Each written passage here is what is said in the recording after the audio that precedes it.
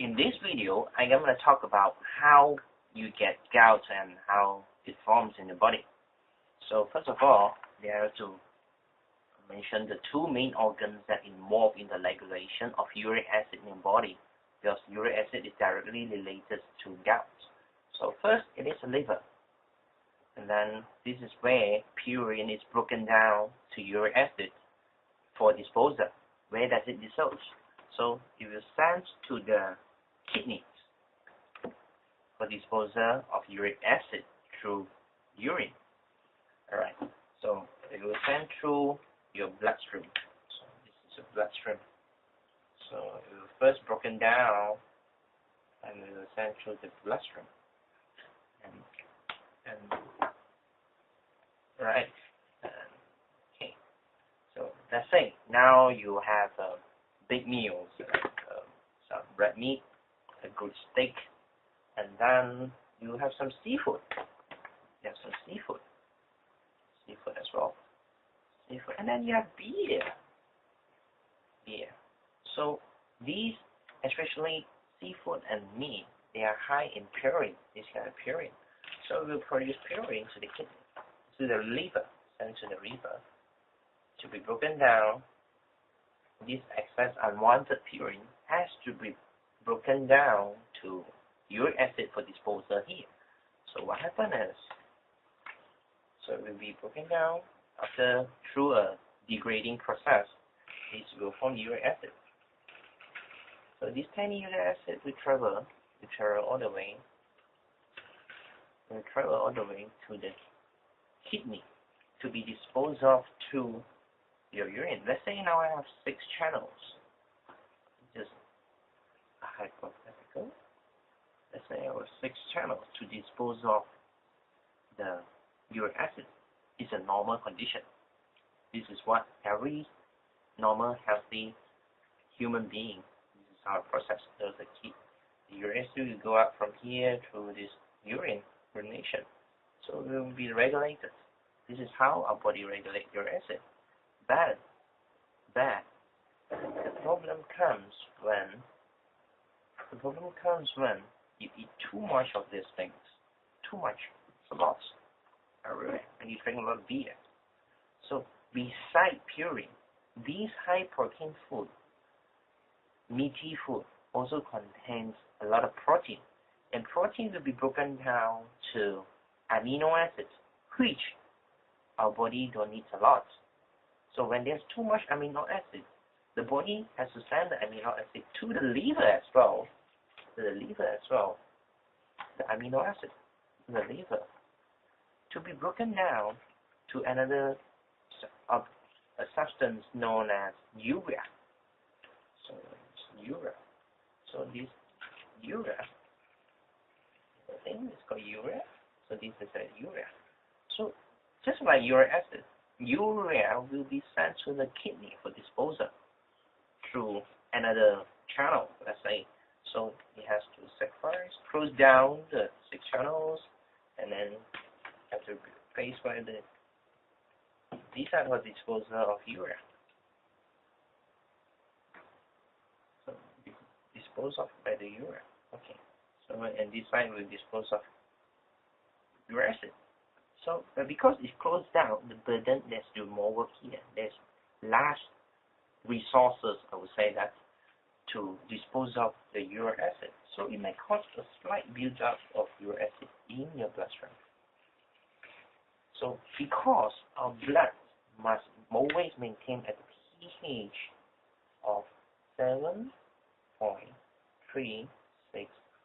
which is actually 7 is the pH of 7, between 7.3 to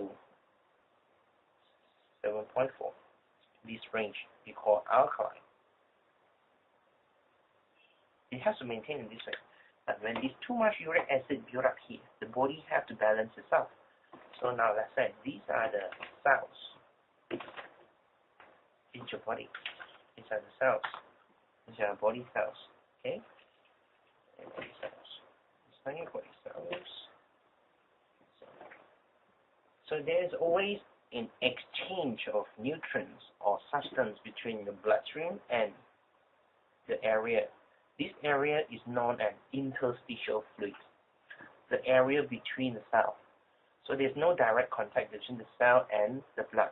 So this is the area.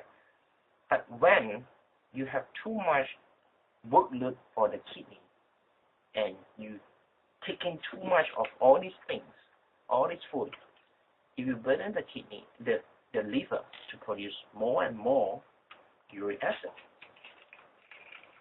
More and more uric acid. And so this uric acid, it has to get rid from the bloodstream because your body has to maintain at this pH.